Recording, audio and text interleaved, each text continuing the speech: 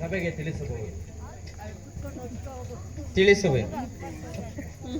ಪರಮ ಪೂಜ್ಯರಾದ ಆಚಾರ್ಯರೇ, ಕುರು ವೃದ್ಧರೇ, ಕೌರವ ಪಕ್ಷೀಯರೇ, ಈ ದಿನ ನಾನು ಪಾಂಡವರ ರಾಯಭಾರಿಯಾಗಿ ಬಂದಿರುವೆನು. ಅವರು ಕಳುಹಿಸಿರುವ ಸಂದೇಶವನ್ನು ನಿಮ್ಮ ಮುಂದಿಡುವುದು ನನ್ನ ಅಭಿಮತ. ಕುರು ಪಾಂಡವರ ಭವಿಷ್ಯ ರಾಜಕಾರ್ಯ ವ್ಯವಸ್ಥೆಯು ಇಂದು ಇಲ್ಲಿ ನಿರ್ಣಯಿಸಪಡಬೇಕಾದ್ದರಿಂದ ನಾನು ನಿಮ್ಮ ಮುಂದಿಡುವ ಪ್ರಶ್ನೆಗಳನ್ನು ಅನುಗ್ರಹಿಸಿ ಗಮನಿಸಬೇಕಾಗಿ ಬೇಡುತ್ತೇನೆ. ಈ ವಿಷಯದಲ್ಲಿ ಉಪೇಕ್ಷೆ, ಪಕ್ಷಪಾತ, ಅಸಂಬದ್ಧ ಪ್ರಲಾಪ, ಆತುರ ಮುಂತಾದ ಭಾವನೆಗಳನ್ನು ತ್ಯಜಿಸಿ ತೀರ್ಪು ನೀಡಬೇಕಾಗಿದೆ. ಈ ರೀತಿ ನೀವು ಮಾಡದಿದ್ದರೆ ಮುಂದೆ ಆಗಬಹುದಾದಂತಹ ಅನರ್ಥಗಳಿಗೆಲ್ಲ ನೀವೇ ಕಾರಣರಾಗಿ. ಈಗ ನಿಮ್ಮ ಮುಂದಿರುವ ಪ್ರಶ್ನೆಯು ಸಮಗ್ರ ಭಾರತ ಕ್ಷತ್ರಿಯ ರಾಜರ ಅಸ್ತಿತ್ವ ನಾಸ್ತಿತ್ವಗಳನ್ನು ನಿರ್ಧರಿಸುವುದೆಂಬುದನ್ನು ತಿಳಿಯಿರಿ.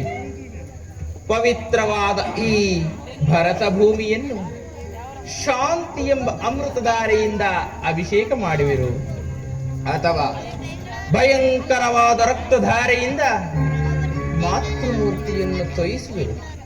ಇವೆರಡರಲ್ಲಿ ಒಂದು ಪ್ರಶ್ನೆಯು ಇಂದು ಇಲ್ಲಿ ನಿರ್ಣಯಿಸಪಡಬೇಕಾಗಿದೆ. ಸಭಾಸದರೇ, ಈ ಪೀಠಿಕೆಯಲ್ಲಿಯೇ ಕಾಲಹರಣವನ್ನು ಮಾಡದೆ ಮುಖ್ಯ ವಿಷಯಕ್ಕೆ ಬರುತ್ತೇನೆ.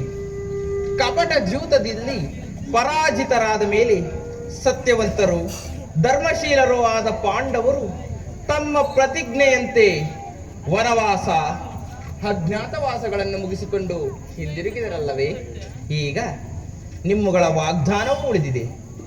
ಈಗ ಅವರು ನನ್ನೊಡನೆ ಈ ರೀತಿಯ ಸಂದೇಶವನ್ನು ಕಳುಹಿಸಿದ್ದಾರೆ.